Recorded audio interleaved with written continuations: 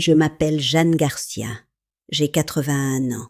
Pendant toute ma vie d'adulte, j'ai cru qu'un réfrigérateur propre et bien froid était la pierre angulaire d'une maison saine. C'était mon outil principal.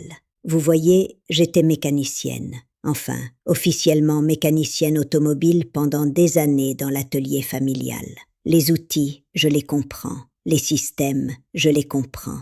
Et pendant 50 ans, j'ai pensé utiliser le bon outil pour protéger mon mari Édouard, nos 2 enfants et nos 10 petits-enfants. Mais j'avais tort.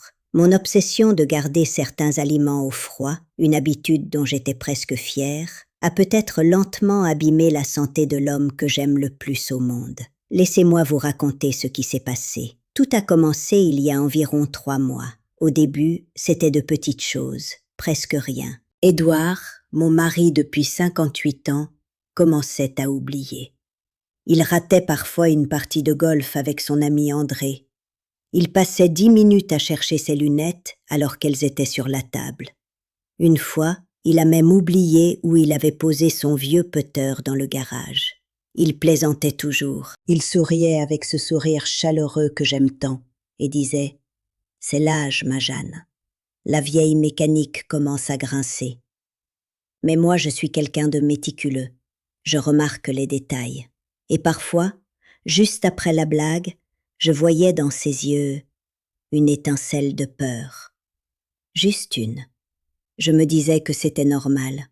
L'âge, la chaleur de l'été dans le sud, la fatigue.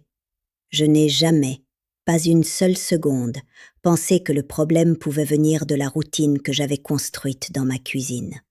Au contraire, j'ai renforcé ce que je savais faire de mieux, l'ordre et la conservation. Mon système était précis. Vous devez comprendre. Je traitais ma cuisine comme un moteur. Tout avait sa place. Les tomates, les oignons, les pommes de terre, dans le bac à légumes du réfrigérateur. L'huile d'olive, dans la porte, le miel, sur l'étagère. Chaque chose à sa place, et chaque place bien froide. Je croyais sincèrement que le bon stockage empêchait les aliments de se détériorer. Un jour, notre fille Claire est venue nous rendre visite. Elle m'a vu remettre la bouteille d'huile d'olive au réfrigérateur. Elle m'a demandé « Maman, pourquoi tu la mets là? Elle devient toute trouble. » Je lui ai fait mon petit discours, celui que je répétais depuis des années. Je lui ai expliqué que le froid empêchait l'huile de rancir, que cela conservait les nutriments. Et j'ai conclu fièrement « C'est comme ça que je garde ton père en bonne santé. » Je le disais avec une certitude absolue. La première fissure dans cette certitude est venue d'Édouard lui-même. C'était un dimanche midi. Je préparais une salade. J'ai sorti une tomate bien froide du réfrigérateur. Elle était ferme comme une balle de tennis. Édouard était assis à la table de la cuisine en train de lire le journal. Quand j'ai commencé à couper la tomate, il a levé les yeux et il a dit doucement « Tu sais, ma mère les gardait toujours sur le rebord de la fenêtre. Elles avaient un goût de soleil. » J'ai ri, un rire un peu trop sec dans notre cuisine silencieuse. « Et elle a sûrement attrapé une intoxication alimentaire aussi, » ai-je répondu. « Le froid, c'est plus sûr. » Je l'ai dit avec la conviction d'une femme qui avait passé sa vie à utiliser les bons outils. Le réfrigérateur était mon outil. La sécurité d'Édouard était mon travail. Je n'ai pas écouté la nostalgie dans sa voix. J'étais trop occupée à suivre ma règle. Puis le monde a basculé. Un matin, après son cours de yoga doux à la maison de quartier, Édouard a eu un vertige. Juste quelques secondes. Mais pour moi, tout s'est arrêté. Nous avons pris rendez-vous chez un cardiologue à Toulouse. Dans cette salle d'examen blanche et silencieuse, je tenais la main d'Édouard et j'étais convaincue que mon mode de vie allait être confirmé. Nous mangions tellement sainement, le médecin a vérifié son cœur. Tout allait bien. Puis il nous a posé quelques questions sur notre alimentation. Je me suis redressée, fière. Je lui ai parlé de nos légumes, de nos salades, de nos protéines maigres. Et puis il a posé une question qui semblait trop simple pour être importante. « Et comment conservez-vous vos pommes de terre et vos oignons ?»« Dans le bac à légumes, bien sûr, » ai-je répondu. Il a hoché la tête. « Les tomates ? Au réfrigérateur ? L'huile d'olive ? Le miel ? À chaque réponse, il faisait un léger mouvement de tête. Pas un reproche, mais pas une approbation non plus. Et soudain, ma fierté a commencé à se transformer en quelque chose de lourd dans mon ventre. Le médecin s'est penché en avant. Sa voix était douce, mais directe. Il nous a expliqué que le froid change la chimie de certains aliments. Les pommes de terre et les oignons peuvent développer des sucres différents. Les tomates perdent leur goût et leur texture. L'huile d'olive peut épaissir et s'oxyder différemment. Le miel peut cristalliser. Et ces modifications peuvent favoriser l'inflammation dans le corps. Il a appelé cela un feu silencieux. Un feu lié aux douleurs articulaires, aux problèmes cardiaques et parfois au brouillard mental. Il m'a regardé droit dans les yeux, sans accusation, juste avec compréhension, et il a dit « Parfois, Madame Garcia, on essaie tellement de suivre une règle qu'on en brise une plus importante. » Dans ce cabinet éclairé au néon, tout ce que je croyais savoir sur la façon de prendre soin de mon mari s'est effondré. 50 ans de certitude, disparu. Je n'avais pas protégé Édouard. J'avais simplement suivi un rituel. Ma compassion manquait de curiosité.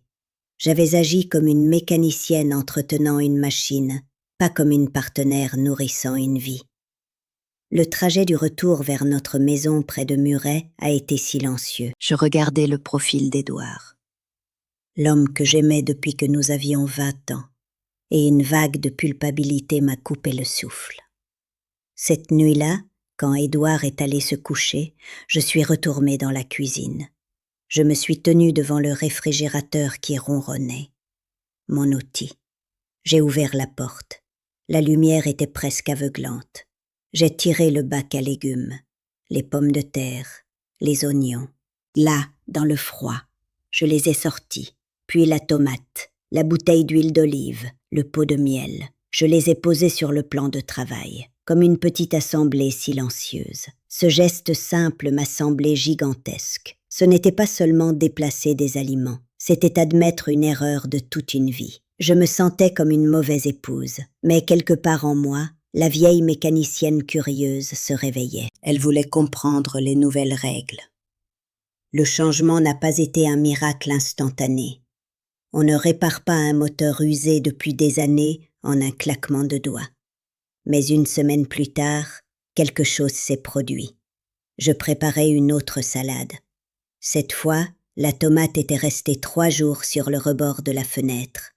Elle n'était pas froide. Elle était rouge foncé, parfumée, souple sous le couteau. Je l'ai coupée. J'ai donné une tranche à Édouard. Il l'a goûtée. Il a fermé les yeux un instant. Puis il a souri. Un vrai sourire. Ça, a-t-il dit doucement, ça a le goût de mon enfance. Il a repris une tranche. C'est sucré. C'était une petite chose, mais c'était une chose vraie. J'ai commencé à lire. Beaucoup. Des livres de la bibliothèque municipale, comme un nouveau manuel de réparation. J'ai appris que le froid détruit les membranes des tomates, que les pommes de terre convertissent l'amidon en sucre trop vite, que les oignons deviennent mous, et que tout cela influence l'inflammation du corps. C'était comme si j'avais stocké des pièces de moteur dans de l'essence, et que je me demandais pourquoi le moteur toussait. 1 mois plus tard, Édouard a fait une nouvelle prise de sang. Nous étions nerveux. Le médecin est entré avec les résultats. Il a souri. « Vos marqueurs d'inflammation ont baissé, monsieur Garcia. » Je sentais ma gorge se serrer. « La nourriture ?» ai-je demandé. « C'est une pièce du puzzle, » a-t-il répondu. Puis il m'a regardé. « Alors, comment va la cuisine ?» J'ai répondu « Plus chaude. Aujourd'hui, je comprends ce que j'ai fait. » J'étais compatissante sans être curieuse. Je suivais une règle. Mais c'était la mauvaise règle. Un mécanicien sait que chaque outil a son usage. Moi, j'utilisais le réfrigérateur comme une clé universelle. Et je détruisais les boulons. Édouard a 82 ans. Son brouillard mental n'a pas disparu. Il oublie encore ses lunettes parfois. mais la peur dans ses yeux, je ne la vois plus. Et samedi dernier, il s'est souvenu tout seul de sa partie de golf. Alors voici mon conseil. Ouvrez votre réfrigérateur, regardez-le autrement, sortez les tomates, les oignons, les pommes de terre, l'huile d'olive, le miel, laissez-les respirer. Ce n'est pas de la négligence, c'est la bonne utilisation de l'outil. Et ensuite, regardez vos autres habitudes.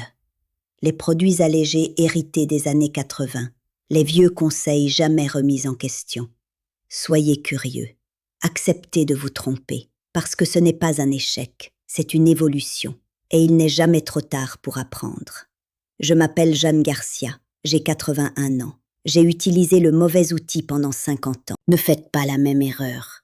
Ne laissez pas votre amour devenir rigide. Laissez-le rester curieux et commencez par votre cuisine. Parce que ce n'est pas seulement une pièce, c'est le cœur de votre façon de prendre soin des autres.